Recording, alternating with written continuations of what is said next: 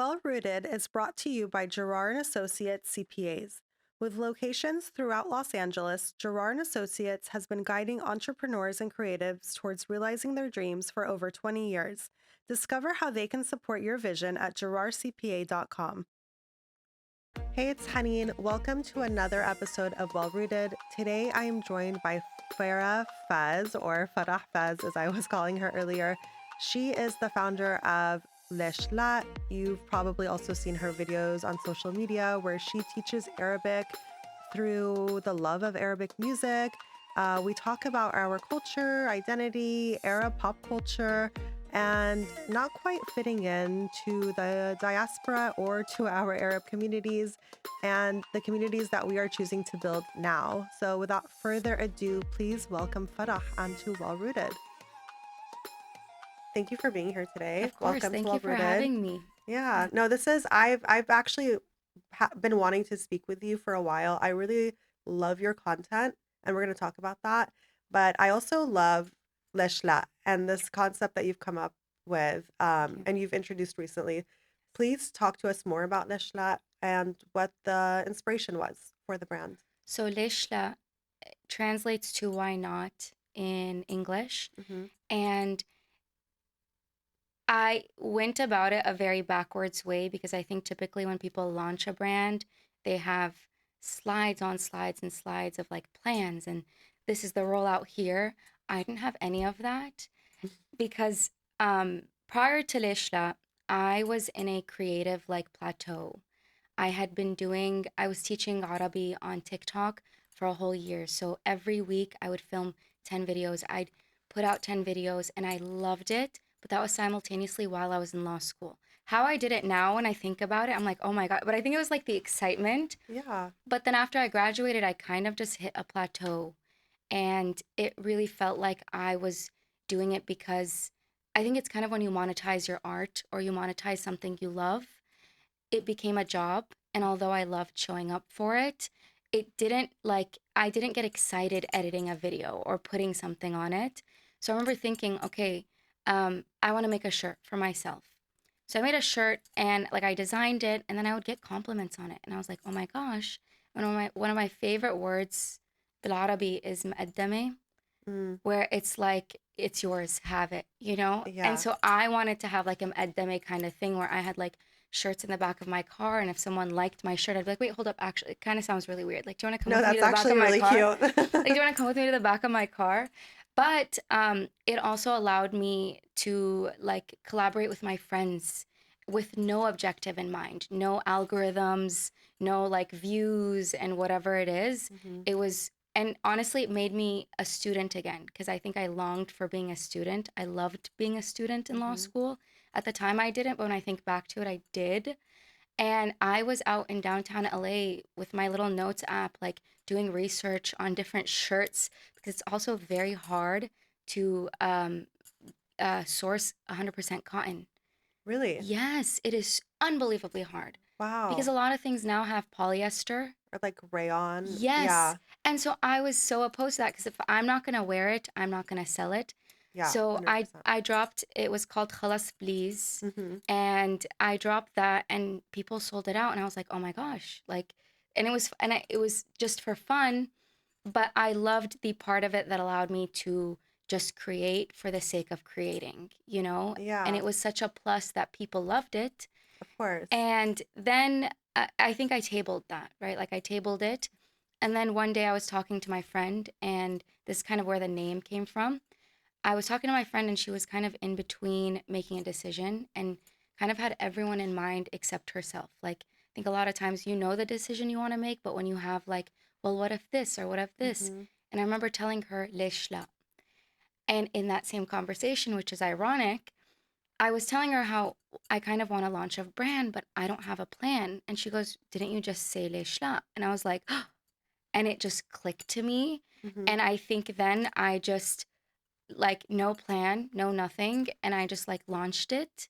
And to be honest, I think I've learned more about what it means to me as I've gone along. It's very interesting because like it's I think it's put my personal experience into words, Hmm. into two words, where it was essentially I think the greatest moments in my life have come when I have just said, why not? You know, even like starting, I think, on TikTok, it came from why not? Like, Mhm. it came from like, okay, it's okay. All the noise in your mind, like, doesn't matter. Mhm. But the brand identity or our mission is essentially kind of goes back to growing up in between worlds where you're always asked questions and not, and questions like that just emphasize your inability to fit into either side, whether Yeah. it's Americans and Arabs. It wasn't just Arabs. Americans asking, why did you pack kusa for lunch? How do I, in first grade, explain what kusa is, And, If and you're, only they knew. if only they knew. I think if I just gave them one bite, they'd be Yeah, like, yeah. okay, you know what? I take my question back. Or I think within Arabs, I was in Arabic school for the majority of my life. And my dad lives Surya. He always has lived Surya. And I remember I'd get asked questions by these older women. I'm like in, I don't know, like fourth grade, like, Mhm. oh, why does your dad live Surya? Why are you wearing this? Why are you doing this? And it took me like more than 20 years to realize that the answer is why not? Like, why not push beyond the limits of both cultures? Why Mhm. not embrace what it is that they want to emphasize why you don't fit in? Like embrace it. Right. Because I think the tone, the, what the questions always have in common is an emphasis on your inability to fit in. 100%. You know what I mean? Yeah. No, And yeah, no, I love that whole concept, and I think it's so relatable, not only as an Arab, but as an Arab woman, of as just course. as yourself growing up here, where yeah, you don't really feel like you fit in, Yeah. and then there's like judgment that comes from the side, and then 100%. judgment, and it's like two different types of judgment that you're dealing Yes. with. Yeah. Yes. And it is, it is a little heavier on women traditionally as well. Absolutely. But I love the idea of Lesh La because, as you said before, you can give yourself a million reasons in your head why you shouldn't start something, whether it's content creation or a brand. But you, at the end of the day, chose to like drown all that out and focus on the why not. Yeah. Yeah, no, I love that. Okay, so you're on the phone with your friend. Your friend's like, Yes. Lesh La, you have no plan. No plan. What do you do after that with no plan? I think With in the moment it like clicked. Like it was just excitement on both ends because I was like, oh my gosh, Lesh, that's, I didn't even have a brand name. yeah, And I was like, oh my gosh, that's what it is. And then obviously the excitement withers away. And then it's like, okay, now what? Like, actually, now what do we do? yeah. So then, of course, you look for an Instagram name and Leshla is taken. No way. Yes, it was taken originally. And I'm like, also, mind you, I think like it could, how it's read, it could be, I think like when I went to get to my manufacturer, he read Lash LA, Oh. Lash LA. Oh, how Yes. funny! So I'm like, 'Cause, oh like, my this is the god, Lash like Studio. he's like, oh, like do you have a lash brand? I'm like, I mean, I wish, but no, I don't. And then I think it was, I think I designed the logo. It's so interesting because when I'm not when I'm supposed to be doing things that are on my to-do list is when Mm, I get very creative and very like yeah, if I that's when I had a nickel. explore. You know what I mean? Like I had a million things I had to do, Right. and I was like, oh wait, you know what? Let me design a logo right now. Yeah, And yeah. then that is kind of it slowly but surely kind of came together. Mhm. And yeah, I yeah, I don't even yeah. Yeah. Well, I love that, and I hope if someone's listening to this and they're like, "I have this weird, crazy idea," like, I don't know if it'll be received well or where to start, but just start. Like, You never know you never until you know. do it, Yeah. And at the end of the day, I think like and it's very cheesy because you always hear that, Mhm. but it's true.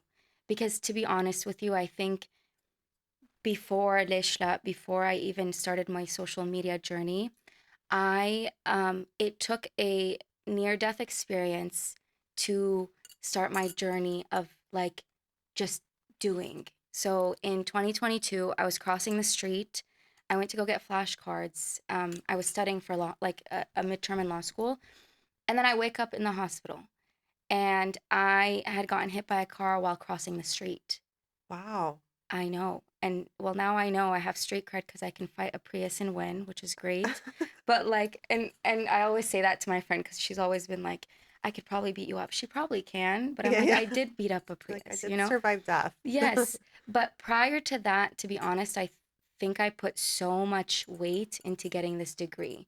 I Mm, remember thinking like I will get this degree and then maybe I will like work on my mental health. I will, pursue my dreams. And it's very valid because law school is you are in your own bubble. This is all you have to do. This is all you can do. mhm, And I think it was after my accident that I I think I cried for a month straight after because it was just a sense of gratitude, mhm, but I think it gave me a new perspective on life where I like, God forbid had I not been here, a degree would not have meant anything, mhm, and I put so much weight into it, but I also put so much weight into what I think I people expected of me or what people may have thought of me. Like I'd always wanted to do social media. Remember back in like 2009 when YouTube first came out, I was like, I want to do YouTube, but I always was like, no, but that's so weird. Or people say, oh, that's cringe, yeah, yeah. And I think Everything we do is technically cringe. every cringe and embarrassing does not exist. Yeah. There's no such thing as it. We in ourselves, I mean, I like have a friend, yeah. Layla Shakely. She's really great on social media and she gives great advice. One of the things that she talks about is embarrassment is the currency of success. You have Oh, to kind of be absolutely. willing to embarrass yourself to get to a Absolutely. certain point and to grow. Yes. Yeah. And so you have to put yourself out there. Yeah, and Yeah. the thing is, and I think it was the shift in like mindset because I would, when I started making TikToks, I would get people going, and I remember at first I was like, oh my gosh, I hate that people are like, what if, someone I know in my contacts sees my video? Like, I'm like, oh my Why is gosh, that like the biggest fear? Is it that someone you is. know will see it? Yes, and then Yeah. you know what? I faced my biggest fear, but again, I had a new perspective, and I remember it was like, "Oh, I've seen your," and it was kind of a condescending tone because when you're doing something like that, is not of the norm. Hmm. It's not to say they mean to do it, but it's like, Right. "Oh, like I've seen your little TikToks." Ay. And it's not nice. That's And not nice. it's not nice. And it was honestly from a man. So I'm like, you know what? You do an OOTD right now, please. Yeah, Yeah, yeah. let me say, wait, what are you? Yeah, actually, your outfit's not even giving. So, but like, I remember thinking, I think because of my switch in perspective, I was just like, yes, absolutely. Those were my little TikToks. Yeah. And like, I think all that is to say, it was my accident, a shift in perspective that like led me to why not, like to Lesh La, Hmm. and I'm realizing literally just now that I think it was my accident that led me to Oh Lesh La. my It's gosh. crazy. That's amazing. That's crazy. I'm glad that we just talked that out. Yeah, Yeah. I'm telling you, I think the Yeah. more I think there's been no plan, but slowly but surely there's been puzzle pieces that come together into what led me to Lesh La. That's amazing. And You I know? love and you're just going through the plan and it's falling into place because Yeah, you have like the best intention with it as of well. course, And that's so absolutely. important. Yeah, Yeah, no, that's so inspiring. Thank you for sharing that of story. That course. I mean, I'm just thinking about your poor mother having to like witness like all Of of this course. or yeah. And And I feel so bad because in my mind I'm like it was the best day of my life. Like I had a shift. I have the date tattooed right here oh and my gosh. she was like it was such a terrible It day. was I'm the like darkest I was day of like her I was life. like I don't remember if I'm being honest, but like very valid. Yeah, But yeah. yeah. It just shifted your whole perspective. And I Yeah. think, you know, like you knowing early on that you have these other dreams and other goals and other things that you want to accomplish aside from law school, um, I think that was like this untapped potential that lived in the back of your head. Because Absolutely. I think that also, just as just as a woman, but also as a human, like my biggest fear is untapped potential. Absolutely. Right? Like, just going Yes. through life and doing all the things we need to do, getting the degree, Yes. doing, starting a family, getting the Yeah. career, and then it's like, "Okay, but what about all these Like other regret. things?" Yeah, Yes. yeah, the regret. Absolutely.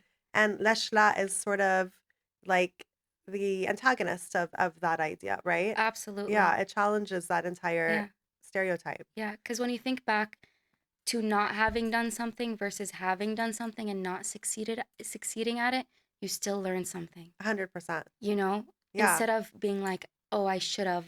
Well, I did, Mhm. didn't really work, but I learned something and I put Yeah. myself out there or I took the chance. And that in itself is something to be proud of, even if it didn't turn out the way you wanted it to, you know? Yeah. No, Yeah. 100%. Yeah. And I think it makes you more confident to Absolutely. try the next thing. Absolutely. Yeah, you Yeah. did it, you failed, move on. Yeah. I Yeah. completely agree. Let's get into your content creation, Yes. because it is so okay, everyone I think I know follows you I'm honored. or I'm has, like, honored. shared or liked a video of yours because you really are out there. First of all, you're very compelling on screen, like, you do put out good I'm getting content. shy right now. I don't No, know if no, the don't get camera can shy. see.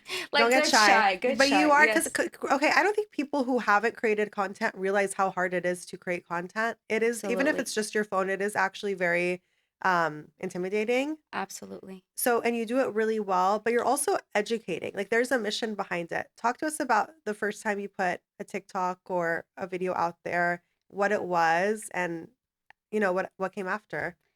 I It's so interesting because I absolutely did not want to make Arabic content. It Really? was my mom. Yes.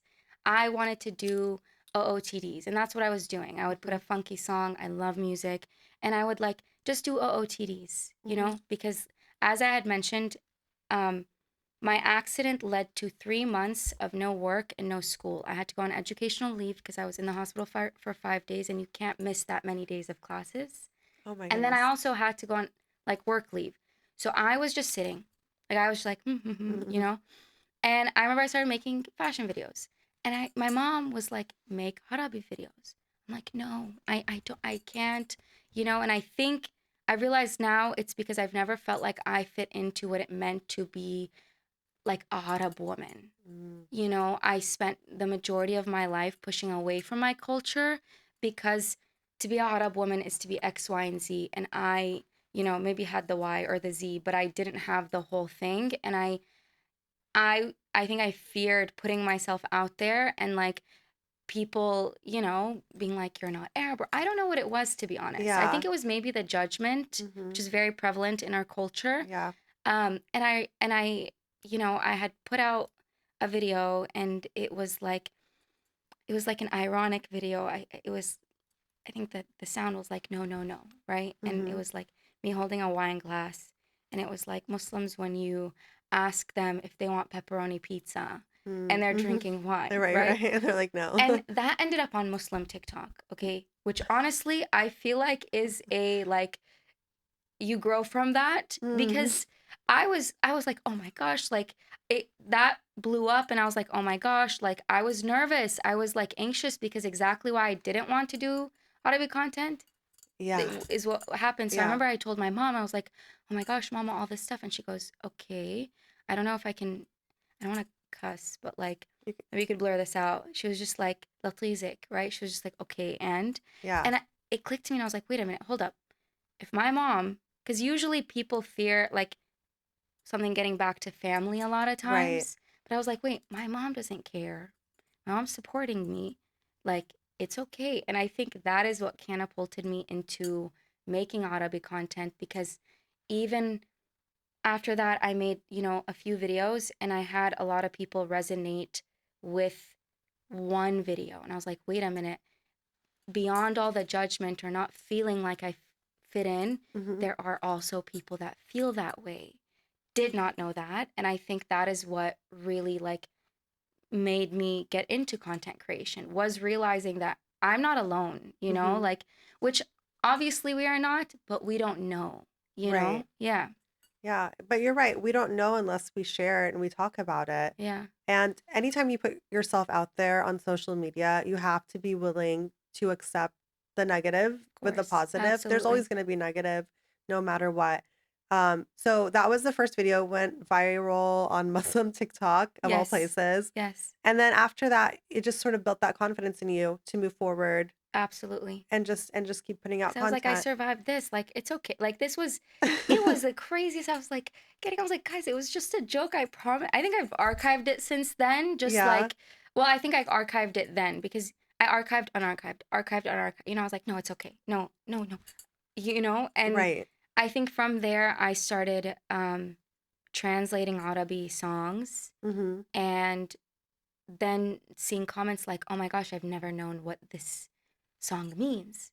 And I was Yeah. like, "Oh my gosh, okay, this is fantastic. I love Arabi music. Mm-hmm.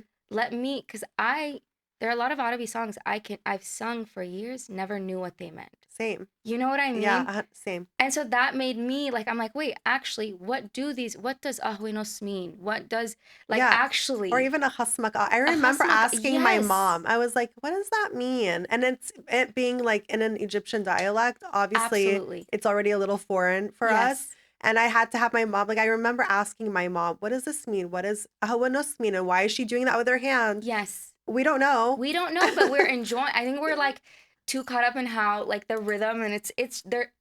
Arabic music is absolutely my favorite music. So you're caught up in the dancing and the hips are. Mm-hmm. I think it's your hips are like you're focused on the hips and not Yeah. on the mind of like what You're it like, let me means. just keep moving. Yeah, Yeah. and then I think that is what I started like translating, and then I shifted into Arabi, where like I had people ask questions like, wait, what does I've heard people say, um, like best, I think it was a lyric, and I was like best, and someone said, wait, I thought best means this, because you know how a lot of times Arabi words mean different Yeah. things, or like even khalas. Well, not it's not khalas. I'm trying to think of a word.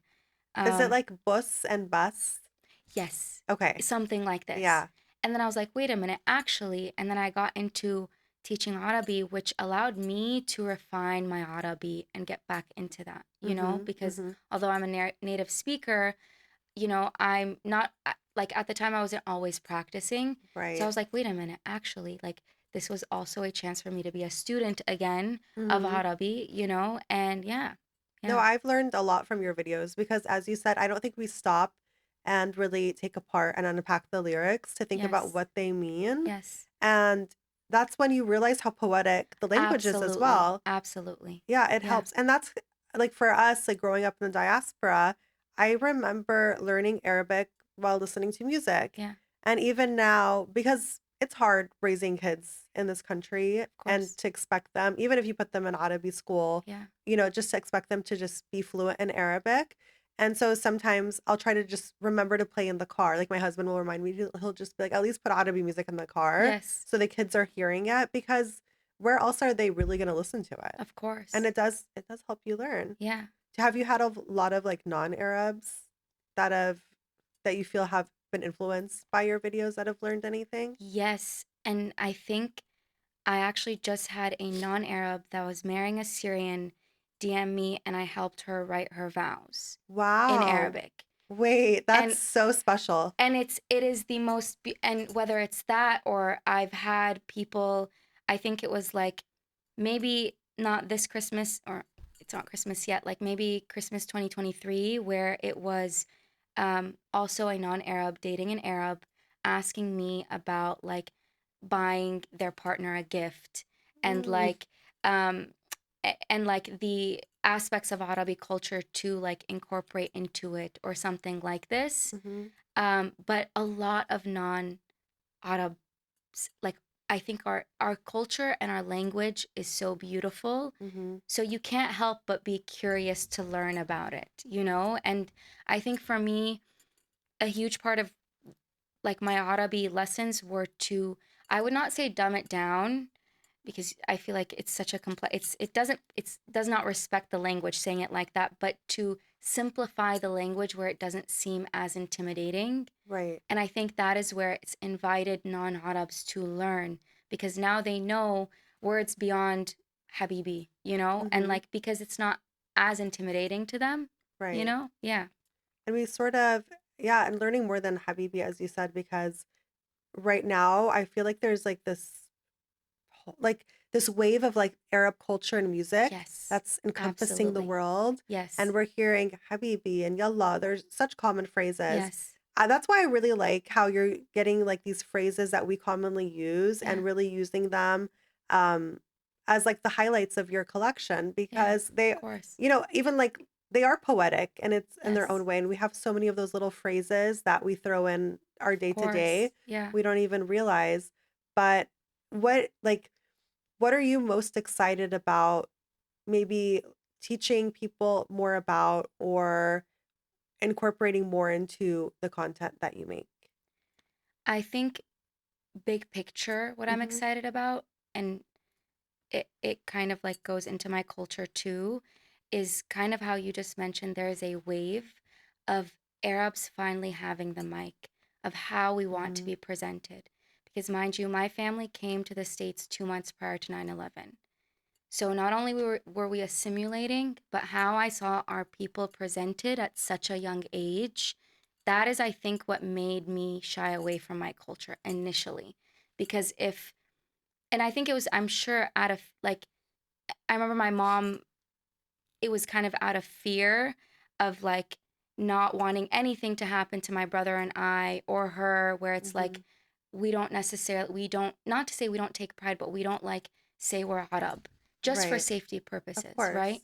And I think that coming to the US during that time and like slowly but surely, kind of, you would see a little bit here and there, maybe Mhm. like, but not as much as we see now, where it is something I never imagined to happen. I truly, like, I think even, and I don't say this, I think Dubai chocolate's kind of like, okay, like it's been overdone, but Yeah. even that, although annoying, because it's like kind of expanded in the way it has, there's people that have like mixed feelings about it. Right. But in my mind, I'm like, 20 years ago, you would not have seen Dubai chocolate. You would No. not have seen, like, because when someone thinks Dubai chocolate, they also think, okay, wow, like, what other Arab pastry, like what other Arab sweets are Mhm. there? Wait, knafe, where can I get Right. this? Yes. It's so I think that wave that we are experiencing right now is, and having that mic and amplifying just our existence and our culture Mhm.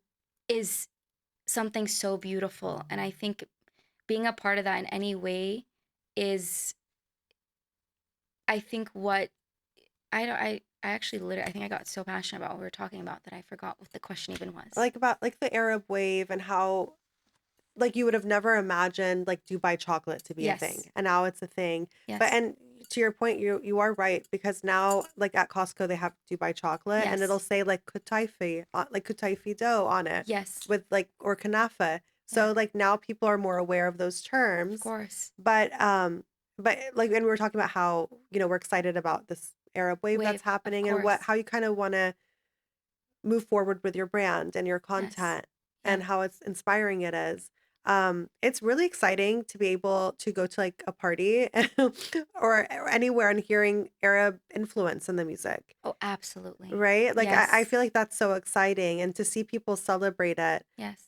We were at I was at some party. I was somewhere and there was a Turkish DJ that was DJing. Mahmoud Orhan Wow. was DJing and he has that the song El Ain Mulayatin.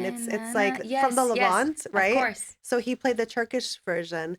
And Wow. anytime like you're in a crowd of people like that and Yeah. everyone turns up as soon as they hear like the Middle Eastern music or the Yes. Arabi music is Yes. insane. It's insane how much people appreciate it now. Absolutely. Right? Like, it's such a Absolutely. celebration. Yes. So I feel like, as you said, we have the mic as well. Yeah. What what is your advice to people who have the mic and they want to maybe share their own narrative? They want to reclaim their own narrative in some way, and they don't really quite know first maybe the identity that they want to project Yes. into the world, and they also are probably freaked out about, the judgment. Of course. And I think the complexities of our culture, like, it is very intimidating. Let's say you kind of push away from your roots for a very long time. It's very Yeah. intimidating getting back into it because where do you start? Yeah. Whether it's language, whether it's like different aspects of culture, judgment as well plays a Mhm. huge, role in it. Mm. But I think at the end of the day, you never know until you take the first step in any way, whether it's, Right. like language or whether it's, learning how to make, knafe or something, or maybe even Dubai chocolate. Why not, but, Mhm. or lesh la. But yeah, I think it's you never know until you just do it, Yeah. you know? Yeah, Like, 100%. yeah, You gotta just do it. yeah, Let's go back to our culture a little Yes, bit more because absolutely. it is one that's full of judgment. Yes. And as you said, that was a really good point. I think a lot of us went through the same experience that you did. Like Yeah, us post 9/11 kids that of grew up here course. in the diaspora, we all kind of went through this um, era of trying to push away our culture Yes, for survival of purposes, course. yes. Yeah, To try to assimilate, to try to humanize ourselves and relate to others who were viewing us in a very negative lens. yeah, So we did what was what was required of us, I of think, to course. survive, right? How old were you, by the way, whenever 9/11? I think was I 4? You were a baby. You I were was a baby so you actually grew up right like in the aftermath in the of that. aftermath. Yeah. And didn't that was when I was learning English. That was my introduction to America, like during that time. And when do you remember, was it after the accident that you really began embracing your culture more, or were you sort of warming up to it as you were going through high school and college? Because for me personally, I do remember once I was getting into high school and college, Yeah. really trying to actually make Arab friends and be Yes. around more Arabs. Yeah. Whereas prior to that, I just was not, I feel like, as involved in the community or Yeah. culture at all. Do you remember being intentional with that and trying to I think I don't remember the exact moment, but I know the person that inspired it. So I actually spent the minute I started driving when I was 16, 15, I remember telling my mom, I am not going to one more Hazime. I don't want to be honest. mm, And my mom, again, is very like, she's not a regular Arab mom. She's a cool mom. She's like, yeah, yeah. okay, I don't really care. Fully because I just felt like there was so much judgment undertone, whether it was through the Khaltos or the Khaltos' daughters. I Right. never felt like I fit in, and like any question or any interest in my life felt like it came with an undertone of judgment or Mm-hmm. you're going to talk about how this later. And mind you, I was a teenager, right? Like Yeah. I was a teenager, and then I think through college and through high school and college, I did not really like proudly claim my Arab identity. Mm-hmm. And then when I went to law school, I met my now best friend and lawyer. Um, and her name's Sylvia. She's Syrian, and she is the first like Arab friend that I had like as an adult that was just like the exact opposite of the Arab, women or girls that I Yeah. kind of feared judgment of growing up that like I pushed away because of them. She was the exact opposite of that. Where I started, we primarily talked to each other in Arabic. And Oh, so good. it brought me back to speaking in Arabic all the time. Mm-hmm. She's also Syrian. Like it was it was that friendship, and I always tell her this. Like it was that friendship that allowed me to, like claim remember different aspects of my culture that I had left behind because Mm-hmm. she too, like would make a mention of something and she too experienced that. And I'm like, "Oh my gosh, wait, I remember that. Wait, what do you mean?" And I think it was that friendship that brought me back to like my roots and my language. And yeah, I'm gonna send her this and That's so like, yeah, sweet. I'm Yeah, gonna we'll be clip like, that. yeah, We'll or I clip have to that for clip it and be her. like, hey, this is, yeah, No, well, yeah, all it takes is that one friend sometimes. truly, Yeah. truly, But I relate a lot to the Azimas and the Khaltos yes, and and especially like I kind of grew up also with a single Arab mom, well, and it's like you do get I'm like, just examined in a different way. of course, And, and it's usually most often by other women. I read yes, something not too long ago that patriarchy exists because of the women that allow it to of exist course, sometimes. Like the way that we judge each other, the way that, and it'll be something like that really hurts them as well, yeah, but they're kind of helping uplift whatever it is keeping that patriarchy or that absolutely, judgment alive in our culture yes, by participating in it, yes, right? And sometimes those are the most judgmental people. yeah, Um, I mean, how do you think, or what do you think we should have more of conversation wise in our communities yeah, so that we don't continue that? I feel like generations moving forward are kind of like done with that, but yes, What do you think we should have more of, or what would you like to see change in terms of our communities?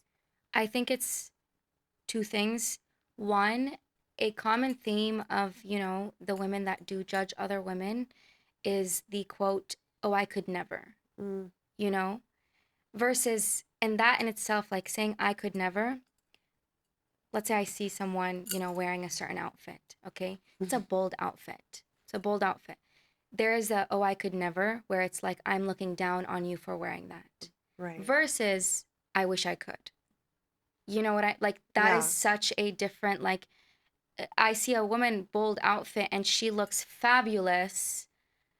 And maybe that is not something I could wear because it's projection. I could never is not you being like, like, I think it's kind of projecting like I'm better than this person because I'm not wearing that. Mm, That is not classy. That's not whatever. No, it's because you can't get yourself. It's a bold statement or a bold decision. Oh, I could never do that. right. No, you probably wish you could, Mm, So I that's think what you it's mean. that's what you mean, but I Yeah. think it's just I think this is not even just the Arab like world. I think it's just society as a whole. I think Hmm. it's to give women more grace.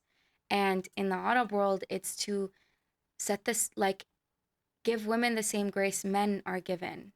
Where when Mm, you think about it, how, you know, it's there's the stereotype of like uh like there's a sister and a brother and the sister has all of these different things that she has to abide by and the brother does the same thing and it's like, oh, he's just a boy or hmm. whatever it is. That is like a way deeper thing, but I think in terms of like moving forward with less judgment is having spaces that we are seeing pop up a lot where the focus is not about the hype. It's not viewing others in the it's a lot of times like focused on art or creativity. A lot of the collectives Hmm. that we have popping up focus on that, whether it's, events that put on music or this or that, where people come together and they're there to celebrate the music. They're there to celebrate the aspect of our culture. And like you said, I think this generation moving on, like they they tend to leave judgment at the door. And I Hmm. think that is such a beautiful thing, and very needed, Yeah. Yeah, Yeah, for sure. And it's so nice to be in those spaces now. So, absolutely. and I'm sure you can relate, like having experienced like judgment and that type of environment and now feeling like you belong in a space. Absolutely. Yeah, no, Yeah, it's really nice. I mean, I was in middle school when 9/11 happened, yeah, so like a bit older than you, but like the becoming of age in that, yeah. like, in that Wow, environment, of course, and being, I think, aware, because I being was a kid, so aware. I was not, Yeah. how So was, you grew up in the world after it, kind of, yes, that kind of preceded it, and then, or yeah, preceded it. And then yeah, was already, yeah, coming of age. wow, Dude, I did a 2 months after 9/11, we had like biography reports that we had to present. I did a yeah. biography on the Prophet Muhammad, like in Texas, by the way. Oh my And I brought a gosh, Quran to my school because when it's like you're just surrounded by misinformation about your of people, course, and I think that's like, so in some ways radicalized me like in a healthy way of to where I was course, like, oh, I need to find out more about my people because actually like some of the smartest, kindest, most amazing people I do know happen to be Arab and Muslim, and they're not absolutely, actually what you're saying they are. yeah, And I think that kind of lit a fire on me from a young age. wow, And so I think moving forward, like high school, college, and that doesn't mean that like the every space I was in, I felt welcomed, maybe in an Arab sense, yeah, but also, as you said, like sometimes in like the non-Arab yeah, sense, you don't really feel like you belong of course, 100%. especially post 9/11. Yeah, like we're just fighting Absolutely. demons that weren't Yes. there before. Yeah. Yeah, Absolutely. and it's How was it received? silence. Wow. I remember it was like silence, and I remember like my teacher just like, okay, like moving on. Wow. Yeah, I mean, Wow. I remember getting a good grade on it because I did the work, Yeah. but it's just like this innate sense to like prove, like Yes. this is actually not who we are, Yeah. and maybe you should learn more about us and Yeah. let me like reclaiming our voices in some way. And I think it's interesting that from what I can tell, everyone I've spoken to has sort of echoed some sense of that, where it's Of like, course. you know, reclaiming our narratives. And it's Yeah. so interesting that we all have that in us. Yeah. You know, we've all grown up Absolutely. with that. Absolutely. Yeah. Do Yeah. you feel like a sense of like, I mean, well, you do such a great job of educating on the Arabic language and in turn Thank you. educating an Arab culture. So do you feel some sort of responsibility with your content and projecting a more accurate representation of Arab as well? Or is that a heavy load? I don't think it's a, I think, I wouldn't say a responsibility. I would say it's because I think responsibility makes it sound heavy, Yeah. you know? Yeah. I think it's an honor to hold that said responsibility Mm-hmm. though, you know? Because I think like it's I'm trying to find the word. It's Can you say the question again? I'm so I sorry. don't I'm even trying to remember what the question was. do I feel like a responsibility to I think uphold or to like To maybe like educate? educate like in a more accurate sense of what Arab culture is. And that is a, like a really serious question. So maybe it Yes. is a little too heavy, but I would say like also just the fact that you do it in such a positive, Yeah. like when I, like your videos are really positive. Like the way Yeah. you speak, you're a very like you have like a very soothing voice. Thank you. Like the things that you choose to focus on are like really beautiful examples of our language Yeah. and our culture. Um, like is there like an intention behind that where you're like I'm going to highlight the beauty of my culture Yes. and I my think identity, or is it simply like this is, or I mean you're kind of doing both where you're building this community but you're also I think it's a passion. I don't think it's like I I remember I had made a series and this is when I felt like I had made a series where I was educating, and through educating, I was learning about the Palestinian people. Where I remember I would sit down and I would like be researching as if I was writing a paper. I would gather this information, I would send it over to my Palestinian friend and say, hey, like, do you feel represented in this research that I've gathered? And then I'd shoot the film, the content, and then I'd send her that, you mm, know? And I think during that time, responsibility is a great way to put it because to be honest with you, I for a very long time was doing a lot of that where I was researching and I was, giving a lot of time to making these videos. But I think because I felt like it was my responsibility to do so, but I think after doing it for a year, including Arabic, that is kind of when I creatively plateaued because of that responsibility feeling like heavy. mm-hmm, Not heavy as in like I couldn't do it. I think it was just I always want to give whatever I'm educating on the most time I can in terms of research and to give it its like the respect it deserves, you mm-hmm. know? I think at the center of it, it's passion. I think it's passion because when I'm, like talking to my friends and I learn about something or I'm reminded, Mm-hmm. I'm reminded about something within Arab culture or like that's a norm and that's something we just do. And I'm like, wait, actually that's so true. That's like this. I'm like, that would be a really cool video to highlight because I'm sure even if one person resonates or that like sparks nostalgia in the same way it did Mm-hmm. for me in that moment, like I I wouldn't say I think there needs to be another way for responsibility because responsibility can sound like it's like not owed. I think it's is it passion? I'm trying to think of what the word. You know what? I get what you're saying because you already have like this amazing platform and I Yeah. admire that you used it in a responsible way. Yeah. And you probably felt Yeah. like a duty because of the platform you had to do that. Absolutely. And I like kudos to you. Like I'm so Thank you. proud of you for doing that because there Yeah. are so many that have great platforms Yeah. and choose not to. Yeah. So I think it's great that you did, but I think it's also smart in your sense just to keep you creative and Yes. maybe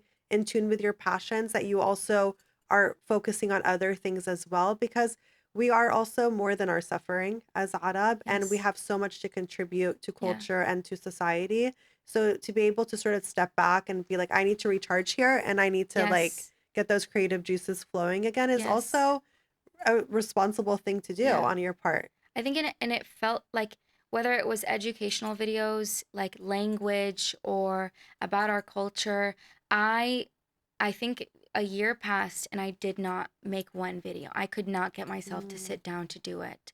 I don't know what it was. And it was something I was so passionate about for a whole year.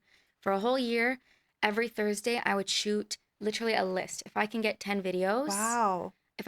videos done, amazing. And then I spend that Friday to Sunday editing those 10 videos. And mind you, I didn't realize how long it took me to edit those videos until I was on a plane ride from Cairo to Paris, just 4 hours.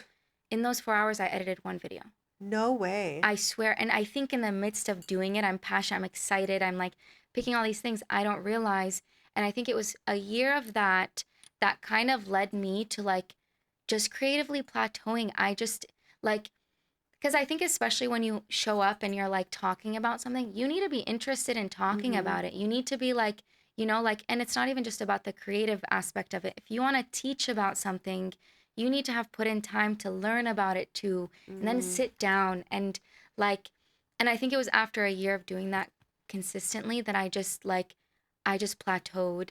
And I'm hoping to kind of like, I do film videos now. I think it's just like you said, I watered that plant a lot and I still water her a bit here and there, but like now I'm watering other plants, which would Yeah. have never existed had that plant Yeah, not and been there what's really first. smart, like you mentioned earlier in the episode, you did it a little backwards with how when you started Lesh Yeah. La, but I would say that you did it exactly as you should have done it because you were able to grow this great community online. Yeah. And that's actually one of the hardest things to do is to have this sort of distribution network for whatever is to come next. Absolutely. And you have that. And I feel like with that, you can do so much. Yeah. Yeah. Yeah. Let's take a step back really Yes. quick. You are Syrian. Let's share, Absolutely. talk to us a little Proudly. bit about your roots. It's actually, I believe, the year anniversary tomorrow since the liberation of Syria. Tomorrow. I don't know Wow. if it's today or tomorrow. What is today? Tomorrow's the Today's the 8th? 6th. So on Monday? I think it's the 8th or the 7th. That's incredible. It's already been a I know, year. I know. I got a tattoo last year right here that says El Mustaqbal Oh, for it. Yes, but I'm very proud of being Syrian. Extremely. have you been back? Do you have plans to go visit? I'm hoping to go next year. Okay. I've not been, next year will be 17 years since I've been back home. Wow. I was That's going to be born, so yeah, I was emotional. born there. Absolutely. I think about it and I cry. Because Oh, I think for a whole week after, like, I think for a whole week after Syria was liberated, and mind you, this is, it was very interesting because it's okay for people to celebrate. There are nuances to it, of course. But people, and I think in the midst of celebrating, and it was three generations, it was me, my grandparents, and my mom celebrating something we never thought could be possible. And it wasn't disregarding the future and what could be, but it was celebrating something we didn't think to be possible. And I remember for like a whole week, I was like paused. I was like, this is something we never thought to be possible. And inshallah, that leads into a free Palestine because we never, for years, we were saying free Syria way yeah. back, you know? And so it was so emotional because it was like something that we never thought could happen happened in our lifetime. And inshallah, next it's Palestine, Mm-hmm. And I like it. Yeah, I think I need to celebrate tomorrow. I don't know how to really celebrate the liberation Yeah. of Syria, but I think like getting emotional on a podcast No, is a you great just you way. just gave me goosebumps Yeah, because about a year ago, like I would say last November, yeah, I interviewed Nasser Reyes, who's also Syrian, yes, and we at the end of the episode, I remember us talking about inshallah free Syria and then yes, a free Palestine. Like we yes. both said that. Little did we know we'd get a free Syria. Surya, yes, Yeah, not too long after. absolutely. And I think it like reignited hope for a lot of people, Hmm. especially Syrians, because like when you kind of just like settle the idea of maybe never returning home. You know, you lose hope because it's like, where can the hope come from? And then that happens and it reignites, like, I could not explain the feeling that it was. And I really, inshallah, hope the Palestinian people get to experience that and we get to witness that in our lifetime. I hope Truly. so too, inshallah. Inshallah. And to your point, Yeah. when you see something that you never imagined you'd ever see, even Yeah. the protests for Palestine, Absolutely. I mean, it's something that we've always, as Arab, have always known is it Yes. But exists. internationally, people to know, Yeah, wow. and to see the flag, the and the kofiyas. People walk down the street here wearing Absolutely. kofiyas now. Yes. I never in a million years imagined I'd ever see this. Me too. So that tells us already that we're in the right direction, inshallah, and Absolutely. there's more, Yes. freedom to come their way. Yeah. But yeah, I mean, we are making strides, and it's such a crazy time to be Arab Yeah. American and to be Absolutely. Syrian American and to be Yeah. witnessing this history, to be Palestinian American. Yeah. Absolutely. Yeah. Yeah. Yeah, but it's very exciting. And it's sort of taken these like other cultural movements and made it bigger as well. Like you Yeah. said, I feel like now we have more spaces where we belong than ever Yes. before. We Absolutely. have, just amazing creatives like yourself who are just like creating these spaces and creating brands that really speak to us. Yeah. Um, what are you excited about moving forward with Lesh La? Like, where do you want to see it going?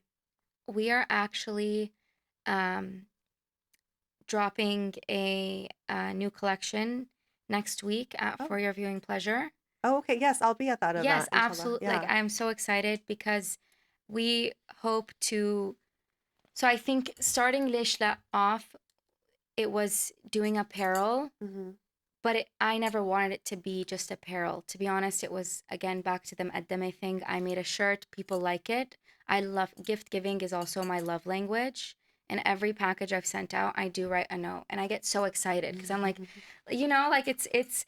I feel like I'm giving a gift every time someone orders something and I send it out.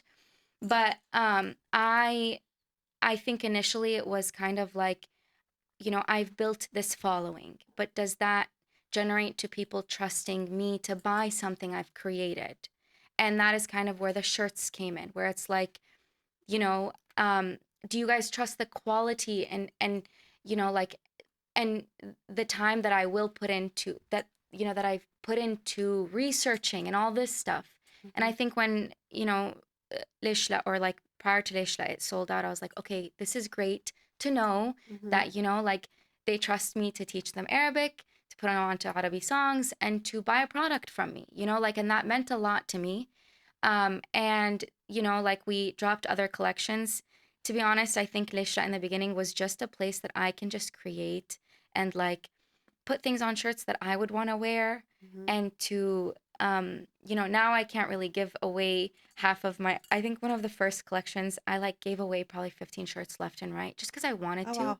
Yeah. Because I wanted to. Like, I always had them in the back of my Yeah, yeah. car, and like now my business partner is like, absolutely not. Like, there's like You're profit like, this margins, and is a business. this is a business, and it will always be it will always be a passion project for me to work creatively, but also to inspire, to platform, and to create and bring on people to do that, because a lot of times, like people just need the push if they're Mm-hmm. creatives. And my brother actually is the true artist of my family. He is the fannan. He just made these leather shoes, and he does it just for himself. Mm-hmm. He learned soldering, I think. What is it called? Soldering? Like, it's like bending brass, and Oh he's made wow. this beautiful brass thing. And like, he is the true artist in the family, but he has never wanted to monetize Mm. his, like, people would be like, you should sell this, Yeah, yeah. you know? And so for the next collection, essentially, we're bringing him on as a designer and, giving him the, hey, like, let us know what you need. What are you thinking? And like, this is how much you can spend it, go crazy, Yeah. and just creatively create. You're not necessarily monetizing, you're having a fun, like, you're just putting your Yeah. art out there, and we'll just shoot it and like highlight it, And that is what I really hope to do, where it's like we inspire people to essentially, like tap into their creative, whatever means that is, whether Mm-hmm. it's like you're a fashion designer, whether you're a music artist, whatever it is, if we can help out creatives like platform or like put our people on, and make it feel less intimidating. Because Yeah. also, like, for example, as like even t-shirts themselves, the process to get a shirt made is so intimidating, where Mm-hmm. even if someone goes, I want to make this, but hold up, no, that's too much, let me back up. Right. I want Lesh La to kind of come and be the, hey, like, give me I your hand. love this so much. Like hearing you talk about it, I'm getting more and more excited. This is a really, really great idea. Thank you. And and I love that it's sort of like uplifting because we're so full of creativity Absolutely. community wise. And Yes. a lot of people are very intimidated from the business side of things, Yes. right? Kind of like your brother Mitch, who maybe not intimidated, but he rather focus on just the creative aspect. I think he makes it for himself, because it's like the minute you put numbers in, Mm-hmm. it's just not as fun. But it, like I was telling you earlier, when I was giving my friends shirts left and right, it was so fun because I love gift giving. But then when you think about it, it is a Yeah. business. That is where it does take the essence of it, Right. you know? But also we owe it to ourselves to build those businesses, to build Exactly. and also not just build the business because we're so, we have the potential to create such great things, Yeah. but also, yes, this is for sale and yes, this is my price and Yes. we as a community need to a support Yeah. other Arab and Middle Eastern businesses, Yes. but also we need to like as you said, a lot of people don't know what goes into creating a t-shirt. There's an entire process. There's Absolutely. a cost to the material. We need Yes. to be respectful of that Yeah. and pay as we would for non-Arab and non-MENA Yeah. businesses. And sometimes in our communities, there's sort of like this just like this thought process of like, oh, like, well, we're also like really good at like negotiating. Haggling. Yeah, and Yes, haggling. And it's like, absolutely. no, no, no, no, because we need to treat our own businesses and our Yes. community members as we would someone outside of our community. Yeah. So good for you for focusing on the business aspect. I think more people need to take notes and be Yeah. more serious about Absolutely. being founders and being Yes. brand founders and business owners. It's Yeah. really important, and that's how we can sort of propel change in our Yes. communities. I love this take because if I'm being so honest, it is my business partner that like fully, because I lead with passion, and Mhm. passion does not have numbers within it, right? So I've Right. always said she is the bones, I am the Mhm. organs. Where it's like I will, and it's so funny because she's a very matter of fact person. Mhm. Her name's Sarah. So Sarah, if you're watching this, she's a very matter of fact person. So when I come to her, I'm like, oh my gosh, can you imagine this, this, this? She goes, well, you know what? Hold up, the return on this, or like how long this takes, and I'm like, oh God, the business side, like it's not, but it's like Yeah. it's a balance of both, which I'm so happy to have, because it's like I want to always lead with one intention, but also passion. Mhm. And unfortunately, when you do like like make something that you're passionate about into a business, it can kind of like lose the, like, I don't, You lose like the fun the because fun it's of more it. serious. It's There are more numbers serious. attached. Absolutely. There are like specific goals and that you have to Yes. meet, and Yes. that's yeah, it is Yes. definitely a learning process, but it's really smart that you have someone to sort of balance that out. Yes. And it's very um like what is it called when you're like self-aware? Like you know that you kind of need like that other person to like move forward with you in the Absolutely. business. I know my strengths, and I'm never one to shy away from being like, this is something I don't know. Mhm. Like, I think one of the coolest things about like people generally is when they don't know something and they'll go, I have no clue, versus they pretend to know, or Yes. and I've Yes. never been, I don't mind. They always say, what is the saying? Like, you always, you want to be, you never want to be the smartest person in the room, Mhm. right? I don't know how that applies here, but it's like, I think I know my strengths, I know my weaknesses, Right. and even in terms of like, let's say, that's kind of what inspired bringing on a designer for Mhm. our next collection and kind of moving forward, where it's like, I love fashion, but I am not a fashion designer. Mm. You know what I mean? Yeah, you know your strengths and you know where Exactly. your weaknesses are. Absolutely. And you have this vision of building a brand that's going to be sustainable and grow. And Yeah. so you're filling in those Yes. pain points. And that's Yes. what a founder does. Like Yeah. that's great. I want to really quick wrap up. You are very like there's a lot of influence from I would say Arab pop culture and a Yes. lot of what you do.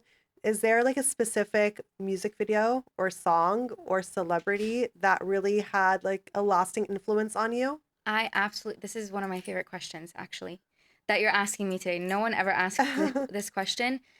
Um, so why I love Arabi music so much and why I post about it so much is because in the midst of me pushing away from my culture for a very long time, Arabi music is the one thing that always remained. And it always brought me a sense of nostalgia of like summers in Syria, you know, Mhm. and it was specifically the like Y2K Arabi era, like Arab music era. And I remember I think it was in 2006. Mhm. And it was Haifa Wahbe. She had a music video and it was called Mush Adra Stanna. Okay. And in the music video, she looks absolutely fabulous as always, but like she's coming out of the water, she's wearing these micro shorts, like she's like risque, you Yeah, know? yeah. And I'm sitting there and I'm like, mind you, like this is me visiting home from like the US where we have like the Y2K era, like Britney Spears, Mhm. X, Y, and Z. So I'm like I love those women. So seeing like that, but in Arabi, I was like, and then in the background, I just hear, of course, discourse of like, yee, like, Yeah. shuf hey, like, muma'ud, like all this stuff. And in that moment, I was like, oh my gosh, like, I'm sure, and I was a kid, so I don't know how like, I don't think I thought about this exactly then, but I think down the line, that is why I was like, this is so incredible. Because even though there's so much ridicule that is attached to just this music video, but also Haifa Wahbe's identity, Mhm. she has always pushed the boundaries. And that is why she is like I believe if I'm not mistaken like the first Arab pop star. Mhm. And I remember in that moment I was like, what are you guys going on about? Like this is fabulous, this is amazing, and I think it's like that is why I love the Y2K Arabi music so much, because even Elisa, for example, her first music video, which kind of like came with a lot of ridicule, it was Baddi Doob, Mhm. and she was wrapped in a sheet in her music video. She was, I think, 28. This was like her first thing, and it she was met with so much ridicule, which could have stopped her career right then and there, but it Mhm. didn't. And I think that both those music videos and both, you know, like the undertone of both those things is like, even though these Arab women were ridiculed even far beyond how Arab women typically are ridiculed, they still persevered because they pushed those boundaries. Mhm. And so I think it's And they kind of, were yeah, they were both ahead of their times because now absolutely. Haifa's celebrated and accepted and she's this Absolutely. icon, right? Yes. And same with Elisa, like she's one of the most well-respected Arab artists we Yes. have. Yes. So I maybe they were just ahead of their time, but Yeah. it's so interesting because I relate to the fact that I'm like, wow, these are amazing pop stars. Like Yeah. the music videos are, perfect. Like their wardrobe is perfect, but we're also hearing the you know like the I have been we don't do this so Yes. like and it's like and you grow up with that Yes. duality of like I think this is pretty badass but And you it's not choose, I think you accepted. choose which one. Do you Yeah. stay committed to seeing this as badass? And even your opinion of being like, well, I think she's really cool. Like, لا كتير حلوة, whatever. It's like you're immediately met with لا. Then So that it you don't grow shifts to up you. believing that it's okay. They're Yes. like, wait, what's the problem with you? Yes, but Yeah. it's like it shifts to you because if you're like, oh, I love Haifa, but it's like, la, you know, it's a عيب and this and that. And honestly, I was very lucky because my mom never was like, la, ya mama, hada, Yeah, yeah. ما بنعمل هيك. My mom was like, didn't really have like a say on, like she's like, no, Yeah. like this is music, this is what it is. But like the chatter, so I think moments like that are when you decide, like, do you, see this artist as an artist that is pushing boundaries, or do you kind of like like follow the crowd and go, no, you know what? It is Mhm. actually I take back what I said because you are ridiculed for finding that to be so inspiring. That's a really good You point. know what I mean? Where Yeah. it's like you go, oh my God, I love this song, but it's like, la aib if you do that, you know, like that's aib if you do it. And so you kind of like are in the crossroads of like, Yeah. is it aib? Is it not? No, it is absolutely fabulous, and I'm gonna stand on that, Yeah. you We know? really need to like recalibrate how we use the word ayib. Like in our culture, Absolutely.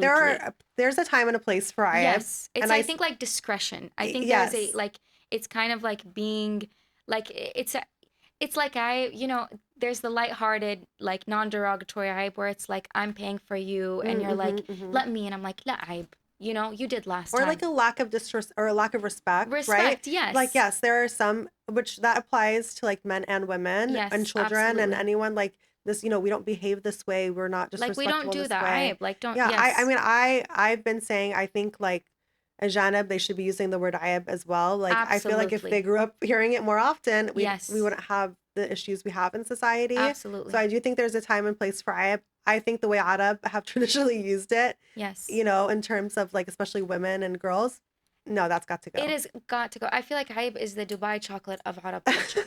It just is. Like it's like everything is hype, but it's like you said, in the same way. I don't know why I keep referencing Dubai chocolate. I think it's because it's like it. There's two sides of it. You could be very irritated because you see it a lot, and then the other Right. side is like, this is good. This is Yeah, what we've yeah, it's wanted. great. Everyone should be having Dubai chocolate, Yes, but I get what you mean. It's become yes, so commercialized. yes. It's But a I lot. think in terms of hype, it's like there are certain Dubai chocolates that we can love and like and whatever. There are certain things that are hype, but not everything.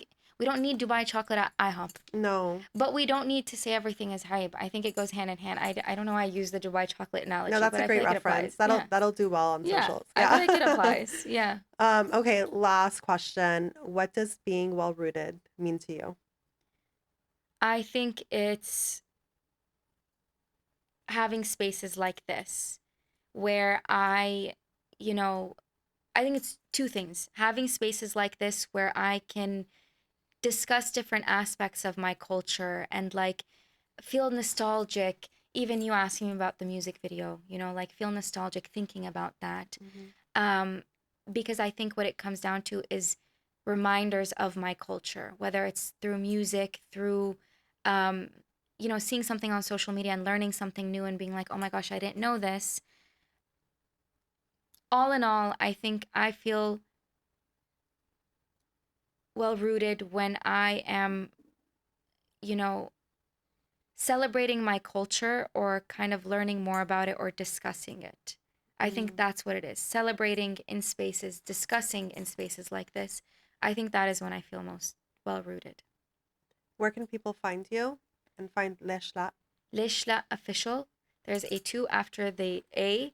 It's very hard to explain the two Unless you're Arab. unless you're Yeah, Arab because yeah, I have yeah. to be like, it's Lesh La. No, Lesh La. I'm like, it's like, after you ran a mile, like, or whatever. Lesh La official on Instagram and on TikTok, and then Farah Fezz on both Instagram and TikTok. Great. Thank you for being here. Thank you for having me. It's been an honor, Oh, truly. this has been so fun. Thank you. Thank you for listening to another episode of Well Rooted. If you enjoyed today's episode and felt it brought you value, please subscribe, leave a comment, give us a like, and a review.